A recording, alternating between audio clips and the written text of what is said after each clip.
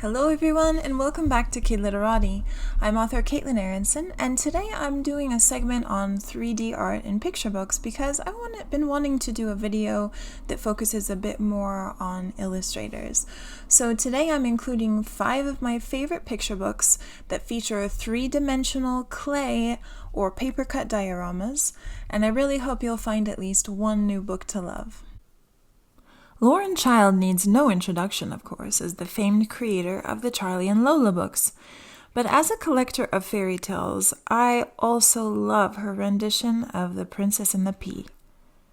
The indoor scenes are like peering into a dollhouse all throughout the book.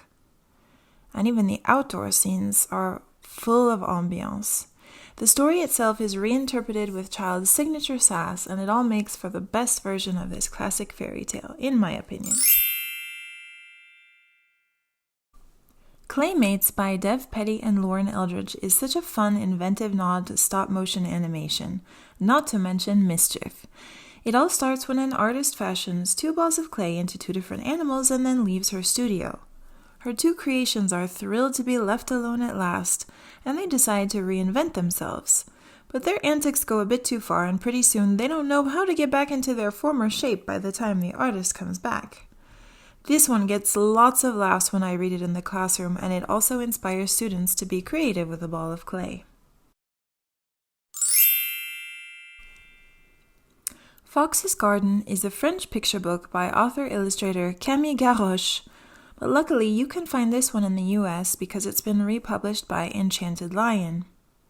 It's a wordless picture book of paper-cut dioramas that is not only mesmerizing, but also tells a gentle tale of empathy that kids really respond to.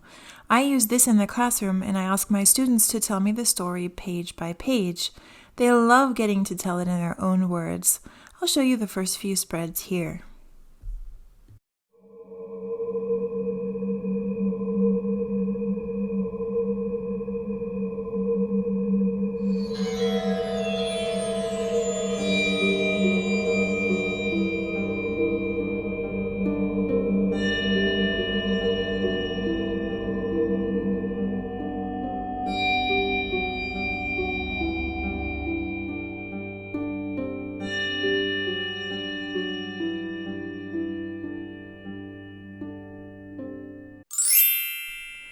As I mentioned before, I'm a big fan of Korean creator Heena Baek's. This time I'd like to give you a sample of her book, Cloud Bread. This is the English edition, here's the German edition, and my French edition. It all starts on a rainy morning when 2 kids find a bit of cloud fluff left on a tree branch outside their home. They bring it inside to their mother, who immediately has an idea for a recipe. She bakes cloud bread for their breakfast. But a few bites and they float up into the air. The fact that they can now fly is such a lucky thing too, because father leaves for work in a rush without eating breakfast. Oh no! The 2 kids decide they'll have to save the day by flying over the city, finding father's bus, and airdropping his cloud bread to him. The cloud bread then helps father free himself from the traffic jam he's stuck in, and fly to work just in time. Phew! Last but not least, I'm sure many of you are already familiar with the Peanut Butter and Cupcake books by Terry Border. Well, here's a recent one of his that I think takes the cake, starring a cheese doodle, a pretzel stick, and a cookie. Here's a quick glimpse at Snack Attack. One afternoon, a cheese doodle, a pretzel stick, and a cookie all escaped from their packages, even though they had been warned about the outside world. They were monsters, they'd heard, with big teeth and slobbery tongues who ate snacks like them in 2 loud chomps. But wherever they were seemed fun, not dangerous. They even went boating on a pond. Then they found the note.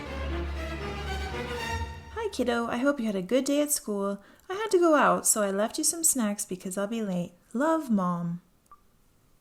Oh no, she means us, cried Cookie, who was a very smart cookie.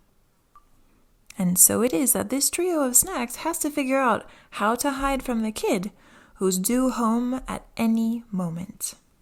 If I was preparing a road trip with kids along for the ride, I'd put a bunch of Terry Border books in the back seat with snacks that they could match to the characters in Terry's books. Talk about playing with your food. Et voilà! 6 creators who use art and photography to give normally 2D books that extra dimension. Lauren, Camille, Heena, Devin, Lauren, and Terry. You're brilliant and we thank you. And I thank all of you for joining me for yet another episode of Kid Literati. I'll be back real soon. A bientôt!